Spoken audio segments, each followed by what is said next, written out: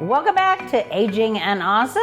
Look who's joining us today. Tim Johnson from the Better Business Bureau. Talking all about scams. Now, we were talking a little bit before this interview, and you were telling me one thing that seems to be it was surprising to me anyway, is that not very many people who even suspect a scam bother to report it.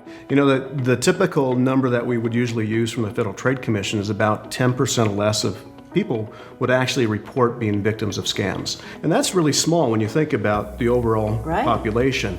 But a recent study by somebody from the Federal Trade Commission found that about 5% or just under 5% of people actually report to agencies like the Better Business Bureau as a nonprofit organization, or to say like the Federal Trade Commission or law enforcement agencies. So if you hear numbers of hundreds of millions or even billions of dollars being lost, but only about 5% of people reporting, why those numbers are really potentially much greater.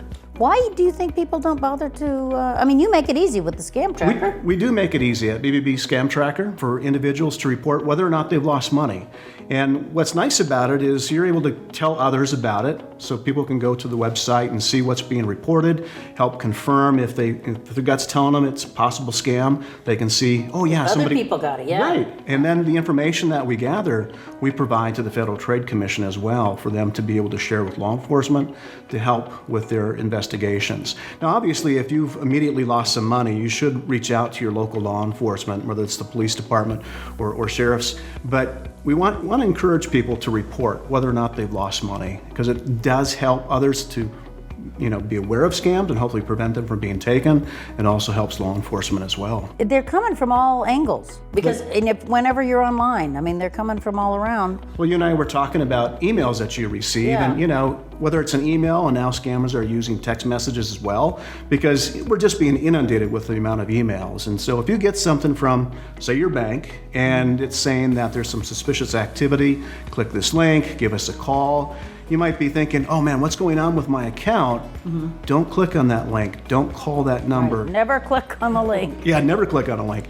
But go to the website that you're used to going to, or call the number that's on the back of your card or from your statement, or stop in at the branch and find out, is something suspicious going on? Because older people, when you see something that comes in to your email and it says, you've got 12 hours to take care of this, or we're going to close your account down and we're going to turn your computer off for you, you think they're going to be able to do it.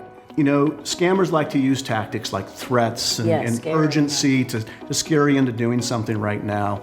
And those are the times where you need to stop, breathe, and then reach out to somebody you know and trust, a family member, a friend. If you don't have anybody like that, reach out to the Better Business Bureau and say, hey, I got this text, I'm a little concerned. It's a term called phishing, trying to get you to go to a website that maybe looks like your bank and puts in your personal information. Something else to be thinking about is make sure you do research. If you're doing business locally, more than likely you know who the company is and you've had relationships with them. But if you're shopping online, you maybe don't know who's behind a particular company. And make sure that if you do use social media, that you look at your privacy settings. You want to make sure that you are connecting with people that you know and that you trust, and don't provide personal information online, especially nothing financial or anything along the lines of Social Security or Medicare information. And make sure that with those privacy settings that you're looking to connect only with family and friends. And then we should always check in with the scam tracker. Right, bbb.org/scam tracker. And if you don't like doing things online, you can always reach out to BBB directly. You can call him. You can get Tim Johnston on the phone. I know, because I have. Thank you so much for joining us here today. Well, thank you. Thank you very much. Tim Johnston with the Better Business Bureau.